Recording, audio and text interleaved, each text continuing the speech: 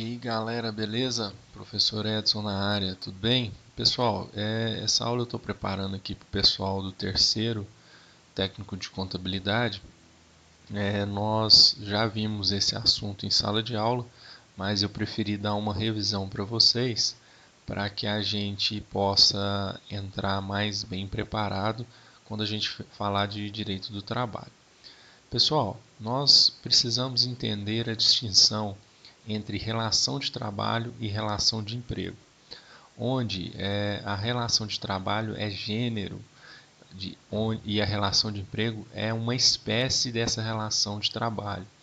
Outras relações de trabalho, nós temos os servidores públicos, nós temos a relação entre o político e o seu órgão, sua esfera administrativa que ele está vinculado.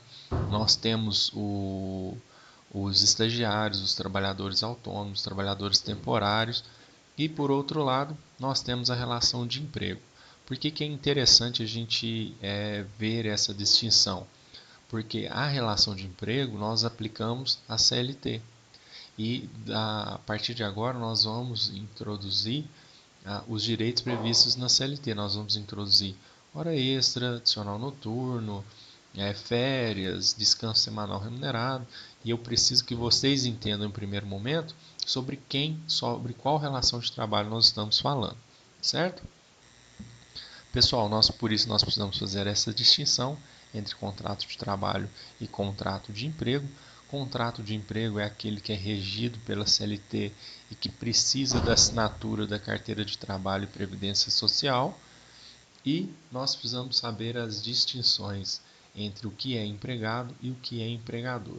O conceito de empregado, previsto no artigo 3º da CLT, considera empregado toda pessoa física que prestar serviços de natureza não eventual a empregador sob dependência deste e mediante salário. Não se preocupem no primeiro momento, eu vou tratar com vocês cada requisito que eu e a legislação e os autores de direito consideram essenciais para essa relação. Nós temos como empregador, que é previsto no artigo 2º caput da CLT, que considera-se empregador a empresa individual ou coletiva, que assume os riscos da atividade econômica, que admite, assalaria e dirige a prestação pessoal do serviço. Então, nós temos aí a definição no artigo 3º de empregado e no artigo 2º de empregador. Basicamente, esses dois conceitos tiram 5 requisitos. Quais são os requisitos? Antes de entrar nos requisitos, uma piadinha aí para vocês. Quais são os requisitos? Continuidade ou não eventualidade, subordinação, onerosidade, pessoalidade, alteridade e pessoa física ou pessoa natural, certo? Nós vamos falar um por um esses requisitos. No primeiro momento eu preciso que vocês entendam que na relação de emprego nós estamos falando de um contrato bilateral. O que quer dizer bilateral? Tem duas pessoas, pessoas físicas e pessoas físicas, pessoas jurídicas e pessoas físicas, certo? Então essa relação pode ter tanto pessoas físicas como pessoas jurídicas nos dois lados entre relação e de emprego. Por exemplo, quando que eu tenho uma relação de duas pessoas físicas? No contrato de empregado doméstico. Então nós temos duas pessoas físicas neste contrato. Quando que eu tenho uma pessoa jurídica? Quando eu tenho a contratação de determinado empregado por uma empresa. Então eu tenho uma relação entre pessoa jurídica e pessoa física. Esse contrato deve ser consensual, deve ter vontade para que ele ocorra entre ambas as partes, deve ser oneroso, ou seja, tem uma das partes recebe um valor econômico pela prestação do seu serviço. Esse serviço deve ser cumulativo, ou seja, deve haver prestações certas entre as partes. A prestação do empregado é a prestação de serviço, a prestação do empregador é pagar o salário por esse serviço. Esse contrato deve ser de trato sucessivo. O que quer dizer isso? Ele deve ocorrer dia após dia, semana após semana, mês após mês. Esse contrato não precisa ser solene, não precisa ser assinado, ter uma folha, ter um contrato ou ser na CTPS, não precisa ter essa formalidade. Basta que uma pessoa venda o serviço em troca de salário para uma outra, basta que isso seja acordado de boca, por exemplo, e esse contrato passa a existir, esse contrato de trabalho. Esse contrato não é real. O que seria um contrato real? Por exemplo, o contrato de compra e venda. Quando eu tenho a venda de um automóvel, esse bem, esse objeto automóvel, torna o contrato real. Por quê? Porque eu vou transmitir o bem, o carro, o automóvel, de uma pessoa para outra, certo? No caso desses contratos de prestação de serviço, e um exemplo é o contrato de trabalho da relação de emprego, ele, ele não tem um objeto real, portanto não é um contrato real, certo? Pessoal, eu escrevi aqui as definições de cada item para que vocês possam estudar, possam identificar. O item A fala da continuidade ou da não eventualidade, é algo que a gente faz com habitualidade, que a gente faz todos os dias, como por exemplo, escovar o dente. É aquela questão que nós vamos todos os dias desempenhar a nossa função em determinada empresa, certo? Quando que eu considero haver essa habitualidade? Em uma semana de 7 dias, quando a pessoa vai mais de 3 dias ao ambiente de trabalho.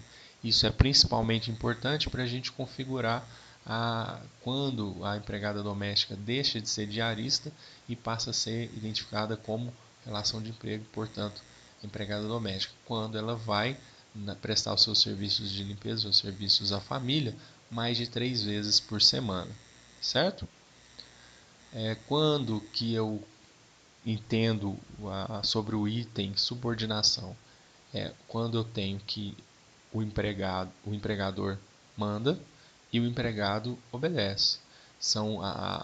Tem relação à seguida de ordens. Nós temos que o trabalhador cumpre as ordens que lhe são dirigidas pelo empregador, certo? E aí eu faço uma questão para vocês, uma pergunta. E as ordens que são notoriamente ilegais? Por exemplo, se o empregado passa para vocês uma ordem de que vocês devam cumprir hora extra, por exemplo, e você não cumpre hora extra, cumprir hora extra não é algo ilegal. Se você não cumprir essa ordem, essa subordinação do empregador, você provavelmente vai ser demitido por justa causa, por quebra do contrato de trabalho. E agora eu pergunto, e se ele, em vez de pedir algo legal, lhe faça um pedido ilegal, no caso de vocês técnicos em contabilidade?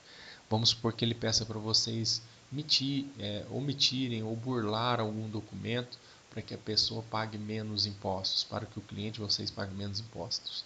Isso é ilegal. Se você se recusar a fazer, ele não vai poder mandar vocês embora por justa causa. Pode mandar embora sem justa causa e pagar todos os direitos, sem problema. Mas isso, vocês que não queiram fazer algo ilegal para a empresa, não será acusado de quebra do requisito subordinação, certo? Sobre a onerosidade, refere-se à retribuição financeira, uma contraprestação pelo serviço. E aí eu lembro aquelas pessoas que prestam serviços voluntários a órgãos e ONGs não governamentais que não tenham objetivo de lucro, aquelas pessoas que são voluntárias. Elas não recebem salário, elas não têm o requisito de onerosidade, portanto não são pessoas que devem reclamar uma relação de emprego, certo? Requisito da pessoalidade, quer dizer que o contrato é feito com determinada pessoa e essa pessoa não pode simplesmente não ir trabalhar e pedir para que outro vá. Por exemplo, vocês são contratados, um belo dia você acorda com preguiça de trabalhar e pede para que seu irmão, seu primo, seu pai vá no seu lugar. Isso não pode acontecer, certo? Por quê? Porque o empregador espera que a pessoa do empregado é que vá cumprir as funções laborais. Nós temos aqui dois requisitos. A doutrina ela não é unânime em qual seria o quinto requisito. Uns dizem que é a alteridade. O que é isso? Assumir os riscos. O empregador deve assumir os riscos da sua atividade econômica. E agora eu faço um parêntese. nessa época de coronavírus, de pandemia, que quem assume os riscos do contrato-trabalho é o empregador. E quem vai assumir os prejuízos deve ser o empregador e nunca o empregado, principalmente por esse requisito da alteridade. O outro requisito, que a doutrina também se confunde como o quinto requisito, é de que a pessoa que presta o serviço deve ser uma pessoa física. A partir do momento que eu contrato uma pessoa jurídica, eu descaracterizaria a, a relação de emprego, certo?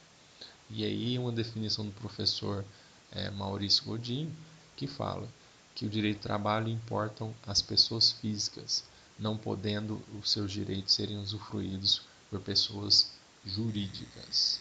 Certinho? Galera, muito obrigado.